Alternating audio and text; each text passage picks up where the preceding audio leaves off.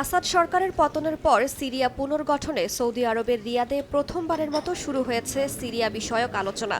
সিরিয়ার ভবিষ্যৎ করণীয় ঠিক করতে এক টেবিলে বসেন মধ্যপ্রাচ্য ও পশ্চিমা দেশগুলোর শীর্ষ কূটনীতিক। বাশার আল আসাদ সরকারের পতনের পর সৌদি আরবের নেতৃত্বে সিরিয়া বিষয়ে এটি প্রথম বৈঠক।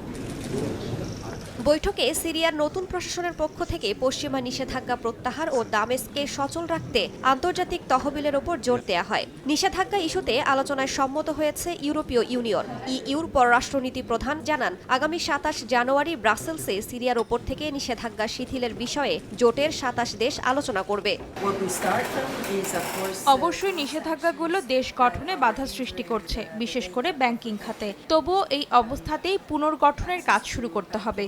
যদি আমরা দেখি সঠিক পথে এগোচ্ছে, তাহলে পরবর্তী পদক্ষেপ নেব, কিন্তু যদি দেখি ভুল পথে এগোচ্ছে দেশ, তাহলে আমরাও পিছু হটব।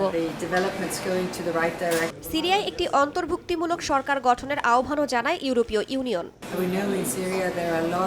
আমরা জানি সিরিয়ায় বিভিন্ন গোষ্ঠীর মানুষ আছে। নারীদের পাশাপাশি তাদের সবাইকে অন্তর্ভুক্ত করতে হবে। একই সঙ্গে আমরা সেখানে কোনো মৌলবাদ দেখতে চাই না। এই বিষয়গুলো আমরা অবশ্যই মূল্যায়ন করব।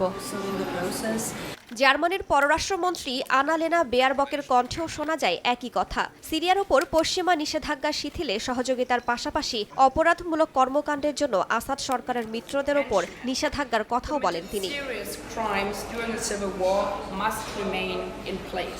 রাশিয়ার সহযোগিতা ছাড়াই দেশ পুনর্গঠনে ভবিষ্যৎ পরিকল্পনার কথা ভাবছে সিরিয়ার সাধারণ মানুষ। তাদের অভিযোগ, দীর্ঘদিন ধরে পুতিন প্রশাসন আসাদ সরকারকে সহায়তার মাধ্যমে দেশকে ধ্বংস করে ফেলেছে। বর্তমানে সিরিয়া ভূখণ্ড থেকে রুশ সেনারা চলে যাবে এমন প্রত্যাশা তাদের।